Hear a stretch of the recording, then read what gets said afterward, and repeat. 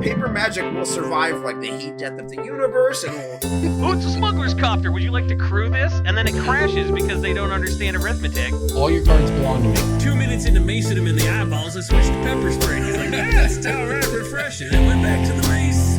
Magic is dying. I'm done. Selling everything. I might be a hoarder. And yes, I don't have the crayons or glue to explain this to you right now. What, are you gonna die twice? Oil will be worthless before magic cards will. Well, okay, Dr. Man. That's Mr. Dr. Professor Jason. Hello, everybody, and welcome back to Brainstorm Brewery. I'm Corbin Hostler, joined as always by my co-hosts Jason and DJ, and we are here to bring you all the most up-to-date news about... Wait a minute, I'm checking my notes here. Oh, they banned every format out of existence. Well, I guess we'll talk about that. But first, I'm Corbin. You can find me at Chosler on Twitter.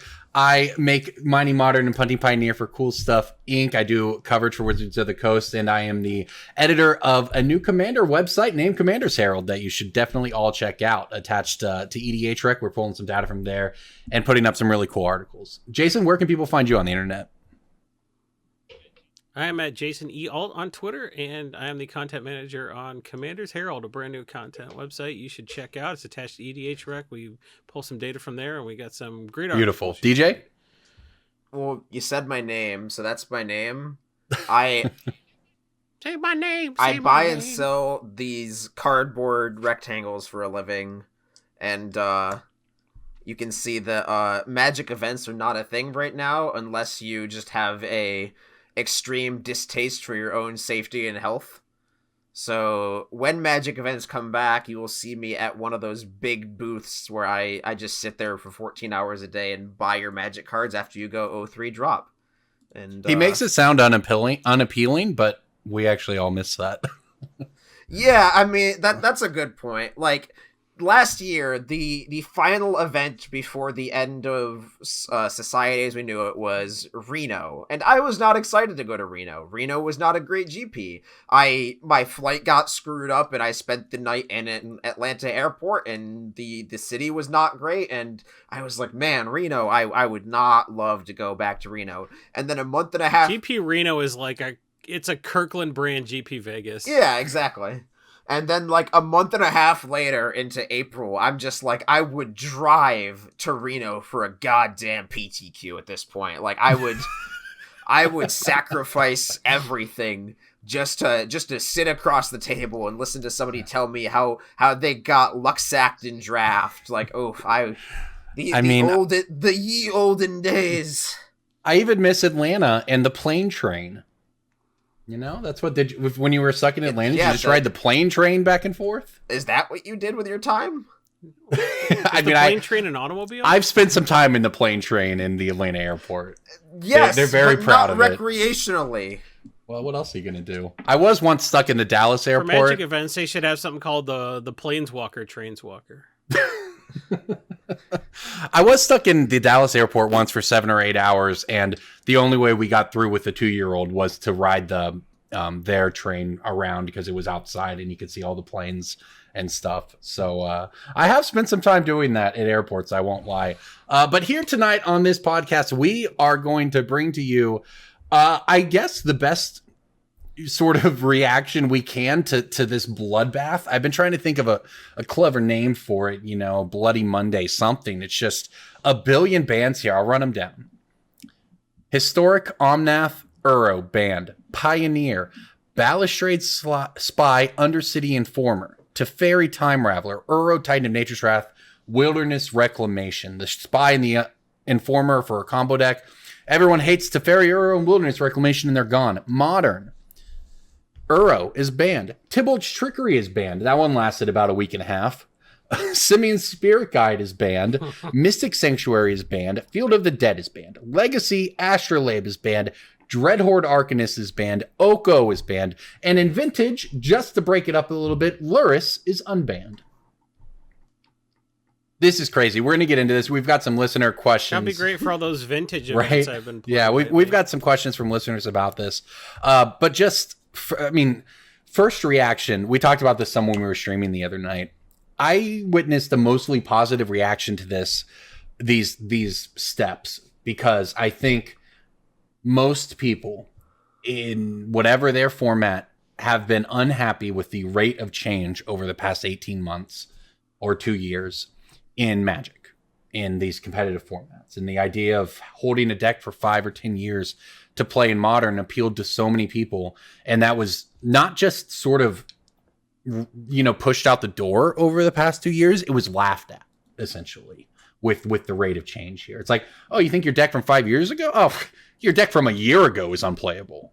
Yeah, so I think that, regardless of what brought us here, the fact that such drastic action was taken by Wizards hopefully signals to people that they care. And this, banning all these cards sort of makes the point that this is not going to be the power level going forward, right? If these cards are too strong, then that means that hopefully they're going to be the outliers, and it's not every single set after this is going to look like it. But who knows? Who knows? What do you guys think? Yeah, I mean, I don't have a whole ton of diverse, extended opinions on each individual card, but I do think it's interesting that the reception to the bans is mostly positive, because, it's gotta be some level of Stockholm syndrome, right? Yes. the when people go so long without any individual change and they get it all at once, they're just like, oh, thank you, kind sir, may I have another? Please change, destroy my decks more. Oh yeah. I don't know, I'll stop before that gets weird. Step on me, Watsy Daddy. Okay, Jason made it weird anyway. Jason got there. Yeah, ban my commander. Spit in my mouth. Well, this is I have no idea what's going to happen. They're banning all these cards, and I made it weird. I don't know. It's going to be an interesting future, because all these bans don't mean much if they print the next Uro in Strixhaven, and then the next Oko after that. The next 10 Uros are white cards. Yeah. Right? They've all but promised to ruin. They're like, oh, you think white's bad, Commander? Well, watch us ruin every format trying to balance it out. I like this take. I like that one. That was good. Although I liked what they did with the one that goes and gets planes on your instep if people have more lands than you. I think that was a good power level card that doesn't seem to be ruining anything. They have a bunch. They did they had Verge Rangers. They had the horse thing, the 2/1 Falcon or The whatever. Pegasus horse thing. Yeah. Yeah. Boreal Charger actually is what that one's called. So they were ramping up to getting it perfect, and they're also Smothering Tithe. So yeah, well, remember when they worked that way? They worked their way up in power level on effects, as opposed to what's the Uro is sort of the opposite approach, right? Where instead of working their way up to that, they just went all the way right away. It is interesting because what is the most popular card game in the world? Pokemon? Wrong. Poker. Nope. Hold up, I'm still in on this. Contract Bridge. Uno. Yu-Gi-Oh. Uno. Yu-Gi-Oh. Is it really Yu-Gi-Oh? Yes. More than poker? I don't know about poker. I don't know if poker counts, but what do you base that on? It's a card game. You said card game. You didn't say TCG. The 52 card pickup. So, I mean, a lot of how you determining most popular, most players? Yes.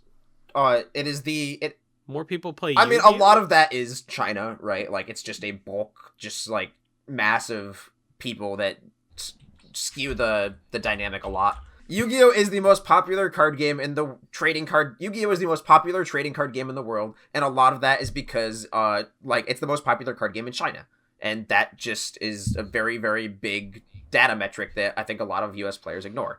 And the fact that Yu-Gi-Oh people mock and meme about Yu-Gi-Oh all the time being a terribly designed card game, and it's just archaic, crazy, weird system where there's no resources, everything's free, and every card has 16 paragraphs of text, and they ban every card every month, and it's all just this crazy whack. That is in fact my impression of that game. Yeah. But it's still around, and there's a reason for that. And if Magic has just sort of avoided that entire model this entire time and then started dipping their toes into it on the realization that they can just twist the arms of players and be like, oh, we're banning your deck every 2 months, deal with it, and people will. So like there is that concept of like Yu-Gi-Oh gets memed on all the time for being this terribly designed card game and constantly power creeping everywhere, and all these things are horrible, but like people continue to go back to it, and Magic could very well be just like adopting that model and just twisting the arms of players and saying, deal with it, you'll pay for it. Like you'll continue to. It's because they don't Maybe. put skeletons on the cards. Yu-Gi-Oh doesn't put skeletons on cards. Magic continues. They know that China hates it when they see a skeleton, and they do it anyway. But Yu-Gi-Oh's like, all right, no more skeletons. Can we have access to a market of 3 billion people? Cool, we did it. The naming of Yu-Gi-Oh cards has always been interesting to me because the names between the TCG and the OCG being like the Japanese original version of the game, are always like so drastically different that they have to make a lot of exceptions in the rules text. So like a lot of Yu-Gi-Oh archetypes are based around like the name of the card. It's like if you have any like elemental heroes or any harpy ladies or whatever, all of your harpy ladies get +1/+1, etc. But like there are a lot of cards that the names differ between the Japanese and the English version. So it'll say you'll have a card that's like Harpy Girl or Harpy like I don't know, like Harpy Valkyrie or just like any other card that's but like that's the English name and the Japanese name is still technically Harpy Girl. So then when they say like all of your Harpy ladies plus Harpy Girl plus Harpy Valkyrie plus like I don't know, random aside about Yu-Gi-Oh facts from somebody who used to play that game competitively for 8 years. Well, it was my understanding of that game as well that the company didn't years? even issue rules. Whoa, back up. You played Yu-Gi-Oh for 8 years. I started when I was like... From what age to what age? I started when I was like 7 or 8, probably. You played competitive Yu-Gi-Oh like age my 7. mom would take me to like the local mall, and yes, I would play at like the... Just leave you there. Okay, so you were babysat.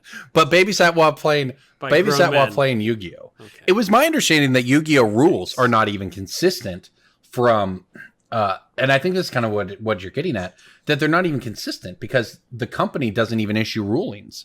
It's based on the interpretation of judges, which is sometimes different in the United States and Japan. I learned some crazy stuff about that game when we sold it at my store. So I don't know. You're right though. Magic could be looking at that model and saying that we print really powerful stuff and people buy it. And if it works out, great. And if it doesn't, we ban it and move on. And they might decide that that's worth the cost. Now, it must be said that for better or worse, the pandemic has impacted competitive Magic. I don't know that we would have seen the experimentation with bans or the companion change, which I think most people are pretty happy with. And now they've changed the rules on Cascade.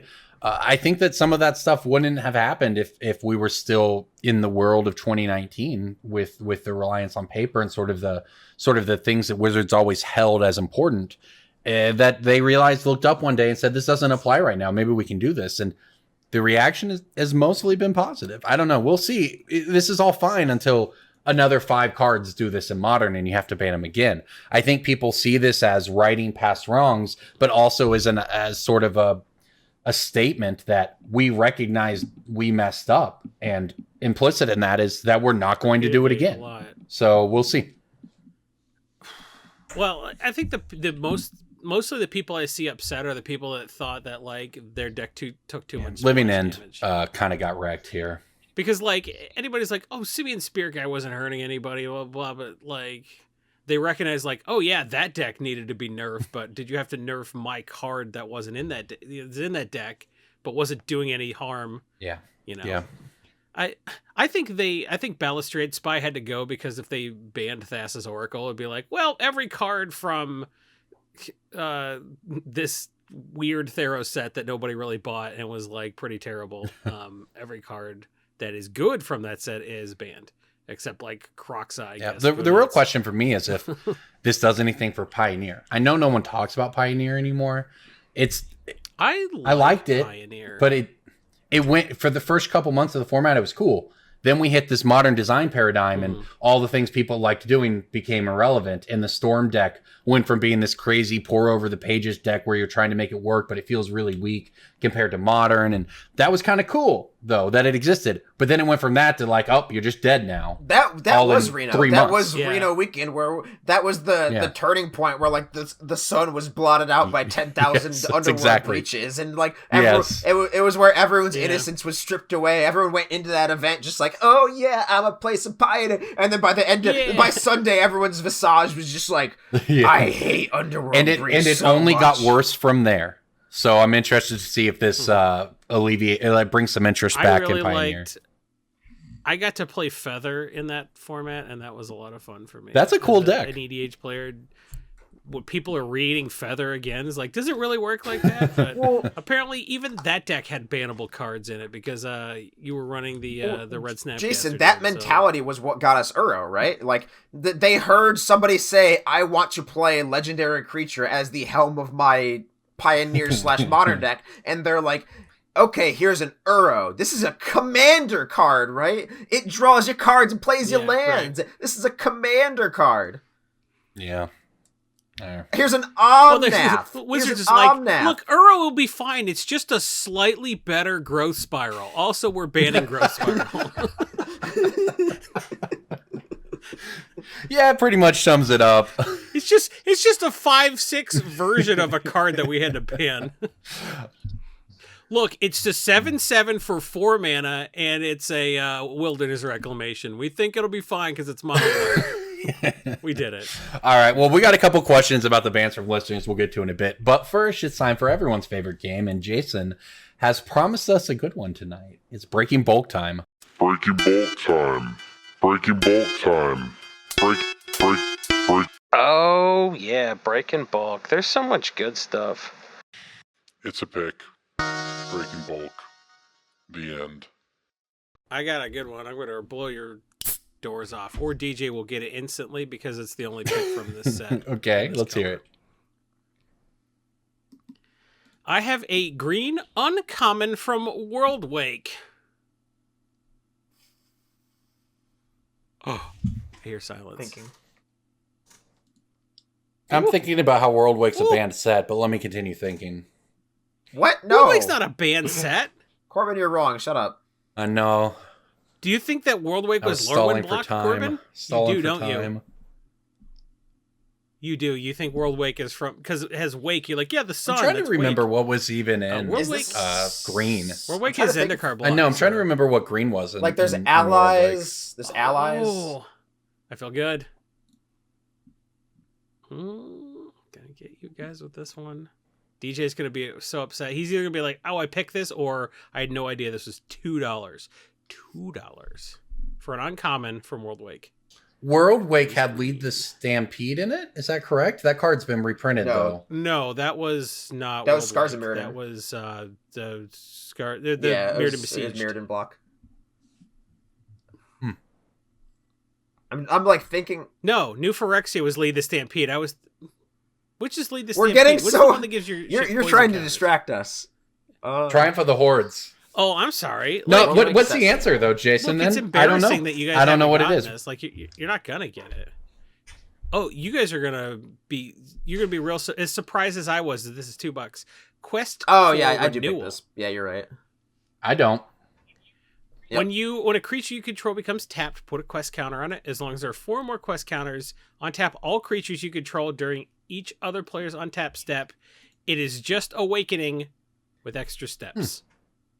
That's kind of cool. The steps are it is a $2 the steps are non-common. the steps you take along the quest. Mm-hmm. What if the real awakening was the friends we made along the way? What if? But yeah, you're right. You said like I'll either not know this one at all, or be like, oh yeah, I picked this, and oh yeah, I picked this. But yeah, I was not picking this, but now that I know I have $2 bills in my True Bulk, time to dive right back in. Yeah, absolutely. Go yank out those $2 bills. But hey, I've got $4 tokens just sitting in token bulk. So like, it turns out I just need to repick everything every couple of years because it's Elf Fever that has got Quest for Renewal popping off. People love to swing with their elves, and they love to put counters on Quest for Renewal and Beastmaster Ascension, and then because they get all these 1/1 elf tokens, some of them have Death Touch, some of them are just elves. Doesn't matter. You can make 1/1 elves super easily. Lathril made me remake my Nath deck, and Turgrid made me tear it back apart again. So I got a feeling that Lathril has got people. Lathril on top of like Elvish Abomination and Belbay and all that crap from Commander Legends. It's like Golgari Elf Winter right now. So like all the elf. If you have elf stuff, just consider selling into hype. We had Azuri go from like $2 to 10. We had like just uncommon out like what's that? Priest of Titania went from like $1 to like $8. Like everything's really like doubling and then doubling again a couple of weeks later. So like that stuff's kind of reprintable. I might get out of it, but like maybe you just take your Elvish Harbinger and get $8. I think you absolutely do. Yeah. All right. Yeah. Speaking, so we had two consecutive chances for the stuff to go up, and it went up both times, which is rare because like nobody's building Belbay decks. Like no one's playing Belbay, but everyone's like, sure, we didn't build Belbay, but Lathril will be different, and it isn't. But speaking of tokens, I have a token from the Commander Anthology. There are a limited enough of these tokens that I do not particularly want to give out a color, but I will just say that it is a token from the first Commander Anthology. Which decks was that? Tell us that at least. Mimeoplasm, I think. It was Kalia for sure. I'm gonna look this up. It was Kalia, Fraelis. Is it a land? Is it whatever elf token the Heavenly Fraelis Inferno, makes? which was Kalia. Wait, is it the elf token that the Green Planeswalker makes? That is a good guess, but no. Elf? That is a good guess, but no.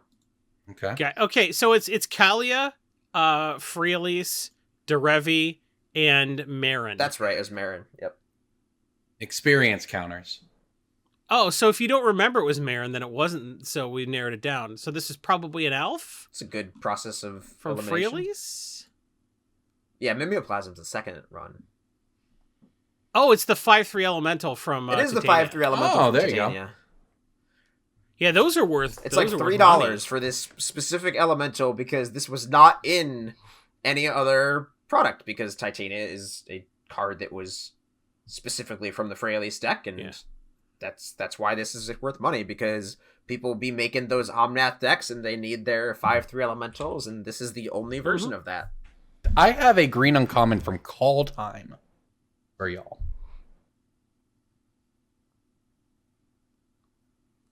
This card is not super pricey. It's about 50 cents. Finn? No, it's about 50 cents. It's a green uncommon. However, it's one that I know that we called out before the set release as one that we thought would do well long term. And it's interesting how few copies there are available. Is it in the set or is it in like? It's in the set. Is it just in the? No, DJ. It's in the set though. That's Finn, the Fangbearer. No. Is this the Elvish Ambush or whatever? Yes. Okay. Elven Ambush. Yeah. So that's not even in like regular packs. It's only in set boosters and. Wait, is it really? Right. I'll do a different one then. Yeah. Fuck that. It's like the Canopy dude or what? No, whatever. It's in set boosters. You should be buying set boosters anyway. If you're buying anything, don't buy draft boosters. Buy set boosters. Okay. So you can get Canopy. You can get the Elf Lord, which was like $6. It is now 50 cents, and you can get Elvish Ambush in those the set. Yeah, boosters. Elven Ambush is about 50 cents right now. That's a fine. Going to go up pick. for sure. So I mean, like go up. It's not going to go crazy, but it seems pretty safe that if it's a pick Elvish already. Promenade, which is right. Mm-hmm. Yeah, absolutely. Yeah, it's better than Promenade, which is already played. So yeah. Yeah. Can we talk about how I completely dominated Breaking Bulk this week in a way that I rarely do? It's my worst segment, and I was all over it this week. I got DJs and Corbin's, and I stumped you guys. I agree, actually, Jason. Green uncommons. That was a strong week for sure. Congrats. I'll give you a golf clap. Everybody heard me typing for DJs, but that was only to look up what decks were in there. Of course. Well, we've got some questions from listeners about the bands we're going to get to, but before we do, we want to give a shout out to our friends over at originalmagicart.com. Store. They are generous sponsors of this podcast, and we want to send you to their website to use the promo code BrewCrew to check out anything you might want, whether that is art on a print, whether that is a playmat. You can get in on ordering the playmats that art for that it's brand new. You can get enough pre-orders, they will send it. Make sure you use that code BrewCrew. And if you want to get some of that original Magic art into your house and support artists while you are doing it, there is no better way than originalmagicart.store. You can get so many playmats on here. Like, you know how back in the 90s computers didn't infinitely scroll? Well, they do now, and you can basically infinitely scroll through the freaking playmat options here. And there's call time ones. Corbin didn't even know that call time released as of 20 minutes ago, but now he knows that call time is in fact available. And you know what else is available? Sage of the Beyond prints. We got Run Amok prints. We got all this super cool Viking art prints. We got a Morphic Pool print here. I'm going to hit quick view, and I'm probably going to buy this one. Oh my god, I'm clicking on it, and it's zooming in. I can see every single angle of this freaking beautiful art. Morphic Pool is like one of my favorite land arts ever printed. I don't know if you knew that about me, but I play it. Why don't you buy the original Magic art? Why don't you buy the original, not the original Magic art, but the original Magic art? Why don't you do that? I have 2 pieces in my possession, and I would be willing to trade either of them for Morphic. But actually, I wouldn't trade the Talisman. I wouldn't trade the Talisman for Morphic Pool. I would trade my Golgari. You can't trade the Talisman. That was a preview card. Yeah. But well, there you go. DJ is offering up the art trade here. I'm in. If you have Morphic Pool, you know art what it's worth. Dealer Douglas Johnson. If you have Morphic Pool, you know what it's worth. I have 2 children that have an art collection. That's what I have. That's a very I have $200,000 investments. That's a very lopsided trade in my favor. If you have the Morphic Pool original art, don't make that trade. But you should visit the originalmagicart.store because there are hundreds of options for you to choose from. All right, we want to address some questions we have received, so we'll start with this one. Is it weird that I'm noticing a slight rise in prices after the ban announcement? For instance, I've noticed Uro has crept back up after plummeting some amount, I'm sure. So, I mean, what would you guys make of this? Is it odd to see that? I mean, my thing would be, I don't think it's that weird because now people kind of know, and you have people who were waiting for things to get banned in the idea that it would be cheaper to go ahead and pick them up. And I think it's more than anything, it's just too early. Because the bottom moved up. Yeah. Because everyone's like, because everyone, you tweeted this while everyone was tweeting at me, hey, Jason, is Uro going to get cheaper for Commander? Like, of course. So the bottom crept up because the cheapest copy sold to somebody who was like, oh, well, it's $5 now? Snap. Playing that in EDH now. So... like there's some amount of like there's a race to the bottom with everyone trying to dump their worthless copies, but also people are like, I guess this is the bottom, so now I have an affordable copy for EDH. So like there's some amount of discovered demand on the basis of this was just priced out of people's EDH decks before, and now it's not. So you're going to see an equilibration between like it's not going to be total garbage because it was banned because it was too powerful. So the formats where it is still legal, I'm not seeing. Powerful. Wait, so you said Uro went up in price? It went up from its absolute. We can literally just right. Like if you look at TCG Player Market versus you're I'm not going to see confused. that. I thought the email was implying that like Uro spiked after it was banned and is now higher than it originally was. No, well, so what happened is no, of course not. But Uro was very expensive, and then it did obviously plummet on the announcement, but it has come back up since then. So what Jason said is correct. Yeah, we're going to find a new home for these cards, right? A new price home, more or less, so the range that they exist in, and it's honestly, I would caution against drawing any conclusions here in this first week because we just don't know what's going to happen. For sure. Because it's basically just everybody that was keen to buy it for EDH but couldn't really justify paying more than like $5 or whatever for it. Like all of a sudden they can get it cheap, and that's what happened. Right. All right, here we go. Will Pioneer ever be able to catch on? It seems to be struggling to find archetypes that haven't been nuked from orbit. That is true. I don't know. I don't think Pioneer's going to be catch a little on. more fair, I think, and people don't want to play fair Magic probably. So Pioneer will be a dead format to... until paper comes back. Oh yeah, absolutely. There's nowhere to play it. I feel like Pioneer is like when a couple has a child, and then they're like, oh yeah, we finally have a kid, and this is great, and then they adopt one named Historic, and they like that one better.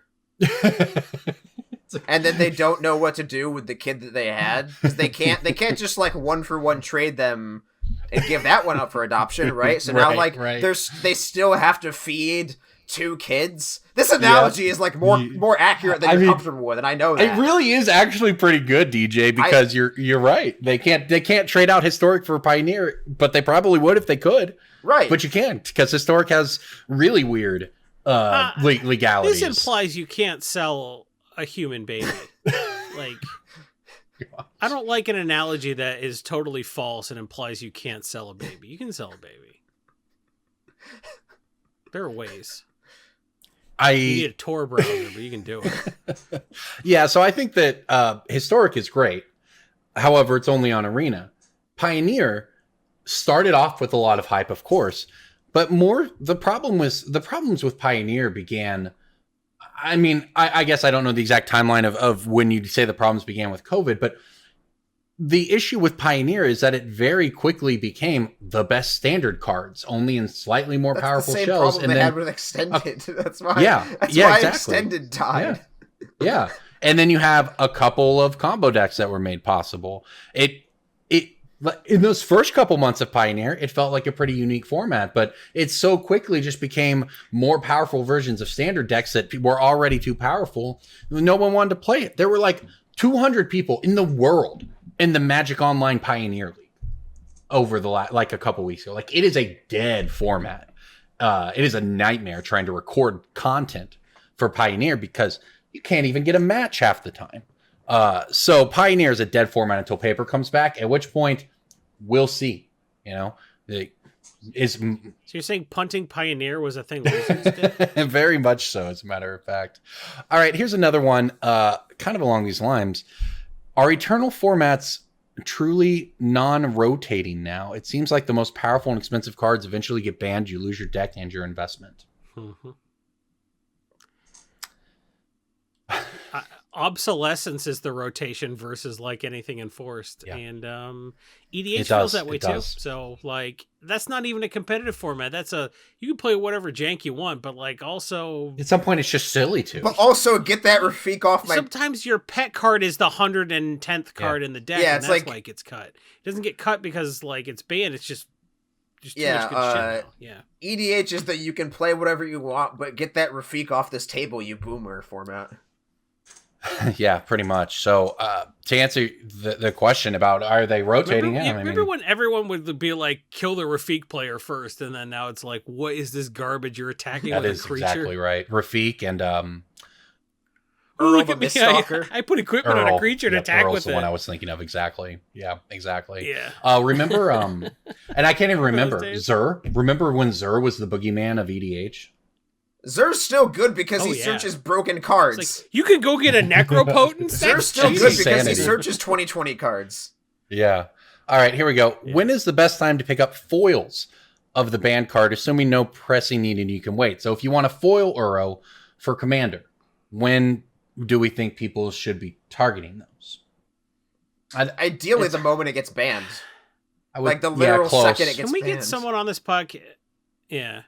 Close. Can we get a person on this podcast who understands the foils market? Because I don't, and I just love punting those questions because I don't care about foils. Well, they're so in flux now, too. Can we just have, like... I don't think... it's completely in flux with the full arts and the foils. I don't even know. I don't even know if it's correct to tell you to get a foil Uro because I don't know that they're not going to secret lair some better version, and then why would you want the Pringle version? Like, it's... I don't know. We don't know this. We're in the middle of an experiment. The Pringle version? Huh? Speaking of experiments, if you follow Proxy Guy on Twitter, or if you are a real good listener to this podcast and You go to MTG Price, where I write articles, people are figuring out how to uncurl the foils, and it is a mixture of humidity and weight. It used to be like desiccation and weight, but now like they're like, oh, the people have to dry out the foils. Oh, they're too wet. Well, what if we made the foils super dry? And then truly a science experiment at this point. Look, man, if you're someone like me and you own a thermohygrometer, get yourself some weight and 65% relative humidity in a sealed container, and get your foil straight. Here's one. Given Wizard, it's super worth it. Given Wizards' willingness to ban cards that break multiple formats or make formats less fun, how should we go about purchasing cards when new sets come out? Don't. That's a great question, and that is all about your risk tolerance and your need. At this point, right, given that there are no paper tournaments, you don't need to go play in a GP, the answer is going to be, of course, don't buy any. So I wrote one of my favorite articles I ever wrote, and I realize how, like, preachy and self-important this sounds, but one of my favorite articles... Did you write this on brainstormbrewery.com? I wrote it on tcgplayer.com, I'm sorry. Or was... Okay. But, you can determine your own formula for how much you're willing to pay to buy a card versus how much you expect it to drop to in the weeks post-release. So if, let's just say, theoretical numbers, of course, let's say Uro is like $40 the week of release, and let's just say, for argument's sake, you expect it to be $20 3 weeks from now. And so that's $20 over the course of 3 weeks, and then you calculate how many events you expect to play that card in, and then how many events you're willing to rent that card for. You're effectively renting the card for the difference in price that it's dropping during those 3 weeks, because you were going to buy it at $20 anyway if you didn't buy it.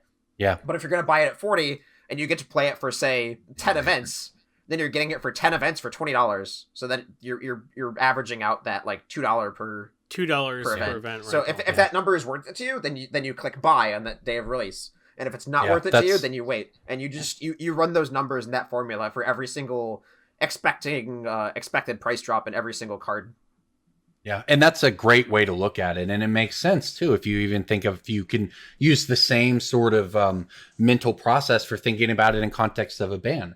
Uro was $40. It works the same it got for Commander banned too. out of mostly everything, and now it's $20. It works the same for Commander. Like when Tiny Bones came out, it was $50, and if you play with your weekly Commander group, like once a week, and you'd play that deck once a week, then are you willing to pay $50 to play your Tiny Bones immediately and play it once a week for those 5 months or whatever? And then nowadays Tiny Bones $25 to $30. Well, you save $25 to $30, but you could have had it. It took 6 months to get the. Exactly. We didn't know it would take 6 months. Right. That was like Jumpstart's like a real weird. It is. But comparison to you, it's like we did not know how much time we would wait. But like, yeah. So my advice would be, if you agree with your math at this point, I would not expect to buy. There's no reason to buy anything new. There's just not. Now, if we want to talk about a post-COVID world and factor in the bans, I mean, I think it was pretty clear that something like, say, Tybalt's Trickery was not going to last. I literally recorded with that deck last week and said, this is really fun to play. I don't expect it to last very long. So, right? You kind of know what you're getting into. When you start talking about maybe something like a Wilderness Reclamation or an Uro, or, I mean, God forbid, even like Oko, something that takes a little longer to where it's gotten banned, I just don't think that should change much of the calculus for you, frankly, when we start talking about modern deck prices and Pioneer deck prices. You just wait and see if you're concerned about the bans. But I don't think that these bans that they've made, or the fact that they're more willing to ban cards, should realistically change a large percentage of what you were willing to risk before, like DJ explains. I don't see this as a big change to whatever you were doing before. And there's a reason when we do the set reviews, I like to go to the last set and talk about how many cards are worth more than $5. Because it's a small number, usually. It's like 10, 12 cards. And now it's like 15 cards, and it's really 8 cards, like 2 different versions of the 8 cards that are worth more than $5. So, like, it's pretty bad. So if you can wait a couple of months for the next set to come out, like, that may be a good time to buy, because COVID and collector boosters, I think, are the 2 things that have completely smashed prices. Like, you're seeing set foils cost less than set non-foils. You're seeing very few cards worth more than like a couple of bucks in sets where they still expect $110 for a booster box. So, it's real weird out there. So like with no paper events, the amount of time, if you can wait a couple of months, it's even more cost effective. Like your rental price curve is even steeper. Okay, so Lord of Atlantis on Twitter asks, what's the best way to come out of a ban in a financial sense? How do you make a profit or reduce your losses? Now, we've talked, obviously, we've been kind of addressing this over the last few questions. I would say if you have cards that get banned, the worst thing you can do is fire sell them. Like Jason mentioned, the race to the bottom, like we talked about, the fact that we're seeing Uro come back up. If you are holding the bag on 4 Uros when it gets banned, just, I mean, your losses, I mean, it's not going to change that much. You may as well just keep them and see if the price rebounds or whatever, because it's going to be that race to the bottom at the beginning.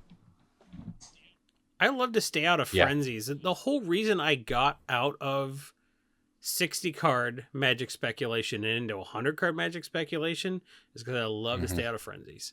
So, like, to the extent that you can avoid participating, just don't. And I realize that's kind of a punt on the question on my part, but like, well, the answer is, I mean, how do you make a profit on it? Well, if you are the person, and then sort of, and someone else asks, the winners and the losers from this. Look, if I could tell that to you, I would, but the reality is we aren't pros. The pros don't know. There's no events to even find out. I have no idea what Modern looks like, and nobody does. I mean, and that's okay. So if you can figure out, if you can look at, if the way you actually want to go about doing this, right, is if you want to go look at the Modern decks that have done well, that have none of the banned cards, you can do that. But the reality is, I don't think there's a lot of profit to be made right now in Modern anyway, because all the prices in the format have tanked, and there's not going to be paper events for who knows how long. So I think it's more a question of reducing your losses. I think you're looking at that the wrong way. Go ahead. And you already acknowledged like a way to make profit on it earlier when they said like, you said don't fire sell the cards because you lose money. How do you make money on a ban and be the person buying the people fire selling cards? I mean, I guess that's like the margins there are pretty tight. Looks like I don't play Modern. Yeah. I'm not the person who's like running the numbers and queuing in Moto leagues. But you know what I am doing is I'm putting Uro on my TCG player buy list the second it gets banned and watching people fire sell them to me. Like that's. But it's not buying it buy list is not actionable advice to our listeners. But like it is when cards get banned. That is absolutely a thing because people take stores take their cards off buy list when cards get banned. And if then you're the only one offering a cash number. I mean, that's one way. If you're, locally or like on Twitter, if you're like, hey, you feeling bad about your Uro, I'll give you $6. Yeah, I mean, look, you can if you are running. I guess that is a good point because we can look at it this way. If you are somebody who wanted Uros, how can you profit? I don't know if profit's the right word there, but how can you save yourself money? Yeah, by buying, if you wanted them for Commander, you buy in the fire sale afterwards. If you are someone who can flip them, well, that also behooves you, right? If you do have those outs for them, then absolutely it makes sense to buy at the bottom and sell at the top if you're in that position. It's I was looking at it in a sense of if you own the cards. That's just the old chestnut, right? Be greedy when other people are fearful. Be fearful when other people are greedy. So at a ban, people are fearful. Be greedy. Buy them up at the bottom. Absolutely. If you have in trading, I guess is sort of the parallel here, although that's not really a thing. But if you're like, oh, well, I can't buy a buy list. Well, you can trade for cards at their sort of at their valley in the hopes that they'll rebound. Splinter Twin is a great example.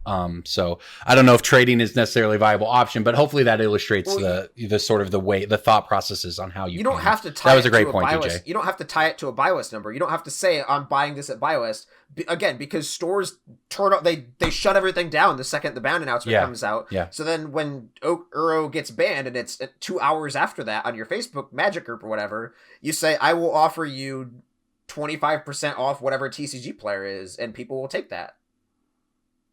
Yeah, that is certainly an opportunity. It's not like me looking up Card Kingdom and saying I'm gonna flip this. That's just me saying like less than what it is now because it's a banned. Yeah, no, you're absolutely right. Yeah, I mean, Yeah, and that's why I say trading is kind of the in between there, right? Because not everyone is gonna, those margins can be fairly small if you don't expect a large rebound. But trading is the thing that works for everybody. So even with your friends in your commander groups, yeah, I mean, that was a very good point. There's also like a fine line to play.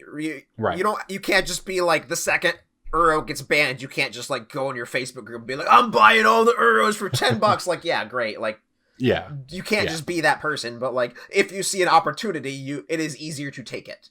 Yeah, absolutely. All right, one last one here from our buddy Paul Feudo. How does the upcoming secret layers with Croxa and Uro respectively affect how you treat them in the 3 to 4 months leading up to the expected ship date? So this is I feel like he has an answer that he just wants to know if we're as smart as him. Up your butt, Paul. I do think that is a fairly impossible question. Your own Patreon. That is a fairly impossible question to answer definitively, but I think what we can look at it is if you know a card is getting a special print, like a secret layer in the future, and those things just haven't shipped yet, how do we price those in? I don't know. I'm just not buying it. Yeah, like reality with Crocs and Uro too. They're so recent; those cards are still in print. I'm just not buying that secret layer. Like, I'll answer it. I'm not buying that secret layer because there might be a way to make money off of arbitraging. I don't know. I haven't done any arbitrage in forever because that's just hasn't been a thing. What paper events for me? That's normally where I do my stuff there. But like, yeah, I buy the secret layers that I know 100% are going to be flippable, and when one has a banned card in it, that becomes less certain to me. So I just play it safe. I'm just not buying that. Well, yeah, and the idea of what do you do with, how do you treat Crocs and Uro as financial thing? I mean, do we think that the secret layer would damage the price essentially? And I don't know that we've seen that out of secret layers in the past. I don't think we've seen prices crater on cards that were in secret layers in different versions. So I don't think I would. However you were treating Crocs and Uro, I don't think that a secret layer some number of months from now significantly changes how I would interact with those cards. And I realize it may sound like we're fairly unattractive secret layer even less attractive. Yeah, to my mind, right? Yeah, and I feel like we're kind of, I don't want to say punting on these questions, but the reality is we're being honest with you that the Magic market this time in 2021 looks nothing like any Magic market we've ever had before it. So I don't know what's going to happen to foils, and I don't want to lie to our listeners and act like we do. I don't know how a card that broke formats and then got banned and now is coming in a secret layer, what the price is going to happen to that, because we don't even know what secret layers have completely done, because we have less than a year of data on full secret layers, and it's COVID, right? Like, so the reality is, everybody, you just kind of have to, we're in the middle of an experiment right now. And the important thing to me is not predicting anything as we come out of this. It's, but it is just watching as we go and keeping track of stuff. So thank you for everyone sending those questions in. You can always hit us up at brainstormbrew@gmail.com, and we will get to your questions on the cast either right away if you're a patron, which you can do by going to patreon.com/BSB, or if you're not, we'll probably get to it 7 or 8 years from now in a From the Vault emails. Or just wait for Corbin to panic tweet 5 minutes before we record and sneak one in. That is a pretty good way. If you ever want me to record with your deck on Mining Modern, if you find me about 5 minutes before I start recording, you got a good shot. All right, it is time. That's when he's pooping himself. He's like, I got every card and no deck. All right, it is time for our picks of the week. Pick of the week, pick of the week, pick of the week. Time for the pick of the week. I'll go first, I suppose. It should be my reward for just smashing all of you at Breaking Bulk. Yep, Jason, you destroyed everyone at Breaking Bulk, so why don't you go ahead and take the first one? I'm only talking crap because I'm terrible at it normally. Like, I feel like it's noteworthy when you play well. You deserve. You picked up that W tonight, buddy. You get the FaceTime. Bed. I don't know if I'm pooping the bed with this card, but this was just in Double Masters, and it's like $250 everywhere. Conjurer's Closet. Oh yeah. Flirted with $10. This card always goes back. Conjurer's Closet always goes back. Yeah. I think I picked this last year. It doesn't matter. It'll take a year maybe, but I feel like if you pay $250, you will be buy listing this to Card Kingdom for $5 in a year. Worst case scenario. If you're worried about it getting reprinted, it will not get reprinted in the next 12 months. you will be able to buy list this to Card Kingdom for $5 store credit. Worst case scenario. That is kind of how I'm calling it. Yeah. I really feel real good about paying like $2.50 Yeah. for I picked this Conjure's about 6 months ago or so, but I still like this a lot. Yeah, I mean, that card is very good. Was 6 months ago before or after Double Masters? It's really been 6 months since that set came out. Yes. Wow. I mean, it's been Time like flies. it's been Time is longer than meaningless, I that. guess. Like it's been longer than that. Yeah. I picked Time Darksteel is- Forge in August of last year, and that was Double Masters. Time is meaningless in a pandemic, I guess. I'm going to jump in. It's starting to rebound. I don't like to grab a falling knife, but I feel like this is rebounding a little. So Yeah, that's a good one. As a reminder, Conjurer's Closet and any of our other picks, you can check out the prices and find some links to pick these cards up at mtgstocks.com. That is the best place on the internet to go to look at. This is what we use on a daily basis. You can look at the price movements of cards. You can look at the graphs going back as far back as, I think, 2011, 2012. Some of these graphs go back back to the creation of the site.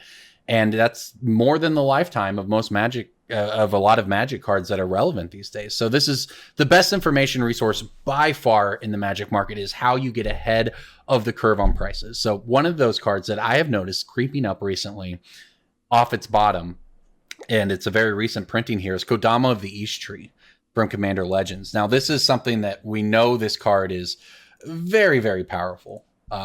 And it is climbing up off the bottom. It kind of hit its bottom of $3. It's up to about $3.50. And then it's one of those where the market price is moving up faster than the median price, which in the past is typically signaled very good things. You can also look at the etched foil of this card is only $7 right now. So there are a couple different ways, if you believe in the long-term future of Kodama of the East Tree, that you can get in. And given how powerful it is, and given that it seems like it hit that bottom, it's pretty much got nowhere to go but up. All right, DJ, what are you looking at this week? I have one of Jason's favorite cards from one of Jason's favorite sets. Ooh, okay. Jason, what's your... is it Helm of Possession from Tempest? I didn't know Tempest was one of your favorite sets, but it is Pier's Whim. It's Pier's Whim from Battle Bond. Oh, I love that one. Ooh, I love Pier's Whim. Floating, what a great pick. It's been like $1 for about a year, and then it was like $2 for about a year, and now I'm waiting for it to go to do its yearly doubling up or so. It's starting to Pier's climb. Whim is the friend or foe, right? Yeah, it is noticeably hard to reprint unless they make like a friend enemy's secret lair or something like that. I don't know what they got planned. Secret lair, frenemy. Yeah. Friends get to ramp for basic land. Foes sacrifice an artifact or enchantment. 2020. I feel like I called this in 2020, but like, settle a bet. If you're someone who goes to patreon.com/BSB, you have access to the spreadsheet. We did our 2020 roundup last week, and if you don't know what we're talking about, that spreadsheet is something that we add to every night. As soon as we record the podcast, we update the spreadsheet so you can see our breakings, bulk, and picks of the week as soon as we record the cast, not when the cast comes out. So you can have a few days jump on everybody else if you want to run out and buy all those sweet picks of the week before everybody else has access. So you're paying for early access. You did not pick this card last year, Jason. It might have been 2019. It might be a time dilation issue. Time is meaningless. It has no meaning, man. Time is truly meaningless in the pandemic. All right, everybody. That, I think, will do it for us here on Brainstorm Brewery. Reminder, everybody, to go check out our sponsors, mtgstocks.com, as well as originalmagicart.store for all of your art needs. Until next week, I hope your cards stay legal in whatever format you want to play, but there's really no telling at this rate, is there? We'll see you next week, everybody. This is Brainstorm Brewery. Subscribe button at the end. Bam. Hyperlink. Bring back Band as a commander. Rofilos did nothing wrong. JJ wants us to clap. Bye, JJ. Bye, everybody. No, we're just ruining.